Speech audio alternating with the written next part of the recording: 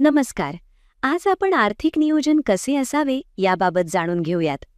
आर्थिक नियोजन किंवा फायनान्शियल मॅनेजमेंट ही केवळ पैसे वाचवण्याची कला नाही, तर ते पैसे योग्य ठिकाणी गुंतवून स्वतःसाठी संपत्ती निर्माण करण्याची प्रक्रिया आहे.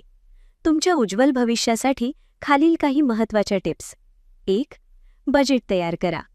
50-30-20 नियम. आर्थिक शिस्त लावण्यासाठी 50-30-20 हा एक सोपा आणि प्रभावी नियम आहे.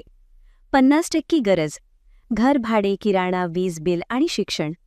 30% इच्छा, बाहेर जेवणे, फिरणे किंवा छंद जोपासणे. 20% बचत आणि गुंतवणूक. हा भाग सर्वात आधी बाजूला काढा. 2. आपत्कालीन निधी किंवा इमर्जन्सी फंड. आयुष्यात कधीही अनपेक्षित संकटे येऊ शकतात.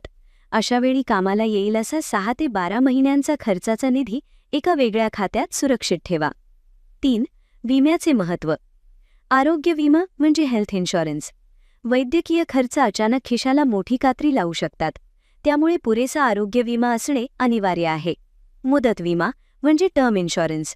जर तुम्ही तुमच्या कुटुंबातील एकमेव कमावते व्यक्ती असाल तर तुमच्या पश्चात कुटुंबाला आर्थिक आधार मिळण्यासाठी टर्म इन्शुरन्स नक्की घ्या. 4. गुंतवणुकीचे पर्याय. Investment options. केवळ बँकेत पैसे ठेवून महागाईवर मात करता येत नाही. महागाईचा दर विचारात घेऊन खालील ठिकाणी गुंतवणूक करण्याचा विचार करा. SIP म्हणजे म्युच्युअल फंड्स. दरमहा ठराविक रक्कम गुंतवून दीर्घकाळात मोठा फंड तयार करता येतो. PPF म्हणजे पब्लिक प्रॉव्हिडंट फंड. सुरक्षित आणि करमुक्त परताव्यासाठी उत्तम पर्याय. Share market. जर तुम्हाला सखोल माहिती असेल तर थेट शेअर्समध्ये गुंतवणूक करा. 4. कर्जाचे व्यवस्थापन. अनावश्यक क्रेडिट कार्ड वापर टाळा. जास्त व्याजदराची कर्जे लवकरात लवकर फेडण्याचा प्रयत्न करा. उत्पन्नाच्या 30 ते 40% जास्त EMI नसावा याची काळजी घ्या. महत्त्वाची टीप. गुंतवणूक जितक्या लवकर सुरू कराल तितका चक्रवाढ व्याजाचा फायदा तुम्हाला जास्त मिळेल.